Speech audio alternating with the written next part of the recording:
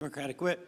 Mr. President, having experienced legislative efforts in both the House of Representatives and the Senate, it would be a surprise to many people to learn that many members come to the floor to address issues of personal importance to them, something that happened in their lives that motivates them to take up an issue, introduce a bill, try to create a new law. That happened to me in the House of Representatives many, many years ago when I first confronted the tobacco issue. I lost my father to lung cancer when I was 14 years old. And it was a profound experience, as you might guess, in my life. And I remembered what he went through in the last 100 days of his life, fighting lung cancer and eventually succumbing to it. And so I took on the tobacco issue in the House of Representatives on a personal basis as well as a public basis, trying to reduce the power which the big tobacco lobby had in the House of Representatives. And when I arrived there in 1982, they were the most powerful lobby in Washington. We were warned as new members of Congress on both sides, Democrat and Republican, don't touch the tobacco issue. It is an issue that is very important for us to maintain our majority, and you shouldn't bring it up. Well, I ignored that advice and introduced several ideas on reducing the power of the tobacco lobby on Capitol Hill. The one issue that I pursued with success had a profound impact on this country, much more than I ever imagined. I introduced the first bill, successful bill in the House of Representatives to ban smoking on airplanes. It seems so obvious today that it would be a fiction to suggest that there's a smoking and non-smoking section on an airplane. We know that those people who were smoking were generating secondhand smoke, which was dangerous as well. Well, with the amazing bipartisan majority, we passed my bill to ban smoking on airplanes. It was taken up by Senator Frank Lautenberg here in the United States Senate, successfully signed into law, and that the rest is history, as they say. What we did not anticipate, that this law in and of itself was going to be a tipping point. People said, in their thought and said, wait a minute, if secondhand smoke is dangerous in an airplane, why wouldn't it be dangerous in a bus, on a train, in an office, in a hospital, in a place of work, in a restaurant? And the next thing you know, we saw a dramatic change over the years in the attitude toward smoking.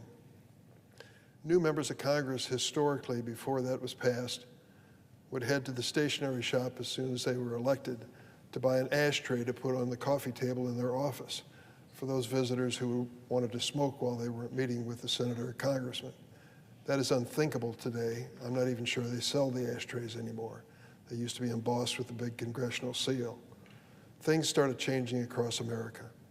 And one of the things that led to that change was the discussion of the impact of tobacco on children. We knew that tobacco with its chemical nicotine was addictive, and we knew that kids, naturally, being told not to touch a tobacco product, started using them as soon as they could. And many of them developed an addiction even before they graduated from high school. So we started requiring warning labels, restricting retail sales to try to protect kids from this addiction. It was an ongoing battle because the tobacco companies were powerful and profitable and had many friends in high places, particularly here in Washington. I continued that battle over the years in the House and in the Senate with some success, dramatically reducing the percentage of children who were using tobacco. The tobacco companies knew that they were in trouble. That was their source of addicted people who, when they became adults, bought their products for the rest of their lives until they died from that addiction. And so the tobacco companies started a new campaign. It wasn't based on tobacco, but on the chemical nicotine and the addictive nature of it. And they created something called vaping and e-cigarettes. And who did they go after? Kids, of course. They had fruit-flavored vaping devices that looked like they belong in a computer or in a school bag going off to grade school and high school, and these kids started buying them and using them. And so I switched my campaign not exclusively from tobacco, but to vaping as their latest big tobacco product that was addicting children. I've asked the Food and Drug Administration through many administrations to basically police this product as they would a tobacco product, and they have promised that they would. I come here today to make a report, one very good piece of good news and one very bad piece of news about that effort. First, I want to thank the Supreme Court, which on Monday left in place a California law banning the sale of flavored cigarettes. That is great news for kids and communities of color who've been preyed upon by big tobacco's aggressive marketing with flavored products.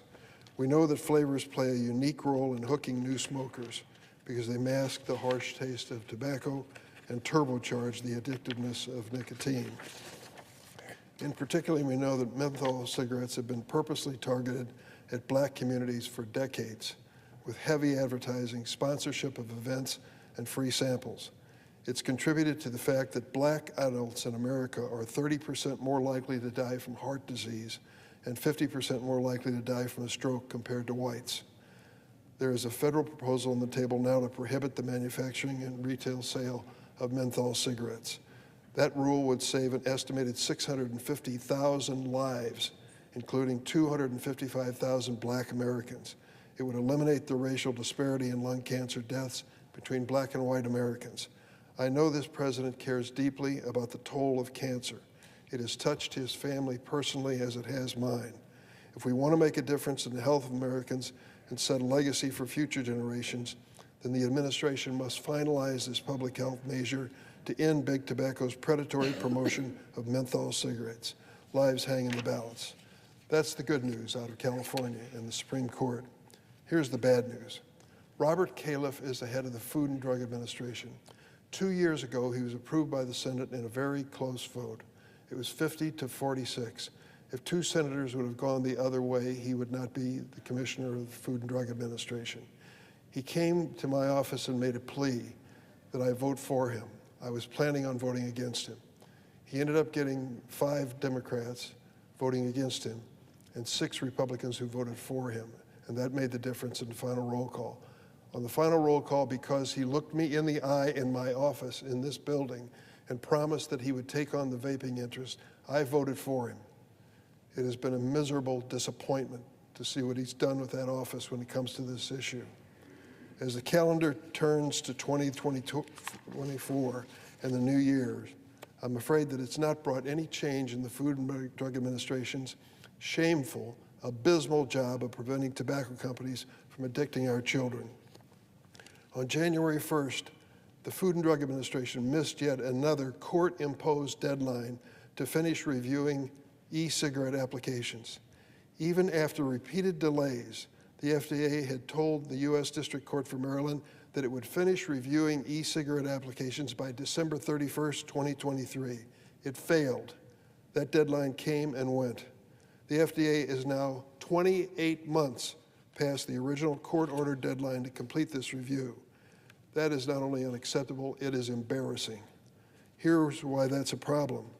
The law is clear that no vaping or tobacco product can be put on the market without first proving to the FDA that it is, quote, listen, appropriate for the protection of public health. In other words, the industry, the vaping industry, has the legal burden of proof to prove that their product will protect the public health. Vaping companies cannot do that. We know they can't. Yet, thousands of products continue to flood store shelves and addict America's children without having met that bar of proof. The FDA has the power and the responsibility to protect public health by enforcing this pre-market review requirement, but it appears to be giving to big tobacco a free pass day after day, week after week, month after month, despite court orders to the contrary.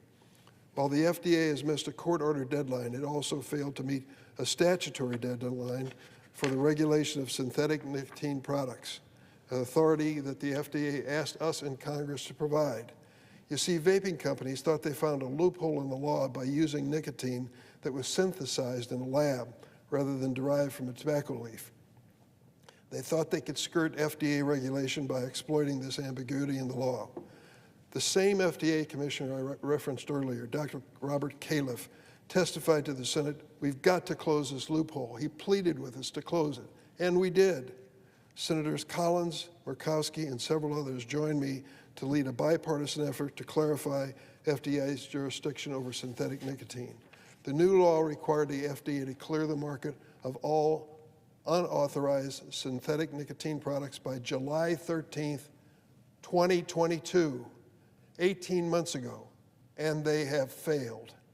After asking us for this authority, after our passing the law and having it signed by the President, they ignored the law and the requirement to clear the shelves since 2022. Since then, FDA has failed to issue a single marketing denial for a synthetic nicotine vape application. And worse yet, e-cigarettes using synthetic nicotine are now the most popular tobacco products used by children. There's many examples of that. But think about that for a moment. The FDA commissioner comes here and says, "My hands are tied. I cannot regulate e-vaping to protect kids because they're using synthetic nicotine and we're not sure the law covers it." We change the law and tell them, now you can proceed. Enforce this law that you've asked for and do it 2 years ago to make sure these products are not on the shelves. They ignore it. After calling for our passage of the bill, they ignore the reality, and the shelves are stocked with these e-cigarette synthetic nicotine products that kids are using across America. The consequences for our children are devastating. According to the Surgeon General, e-cigarettes can damage lungs, heart, mental health, and parts of the brain that control attention and learning.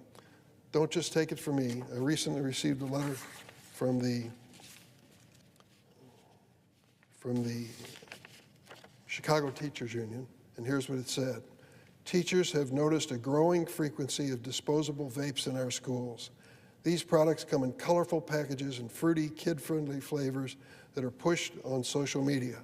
Some even look like school supplies. And it's not just the big cities like Chicago.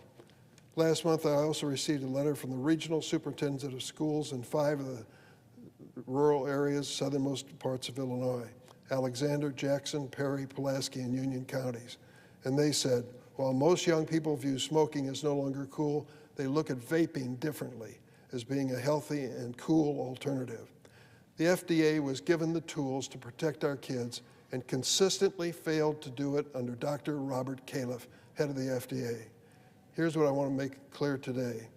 February 14th is the second anniversary of Robert Califf's approval by the United States Senate. By that date, by February 14th, I expect his compliance and the compliance of the FDA with all of these court-ordered mandates, which they have ignored for months and years. What's at stake? The health of our kids and their addiction. If this Dr. Califf cannot exercise the authority of the FDA, it's time that we put somebody in that will. I yield the floor.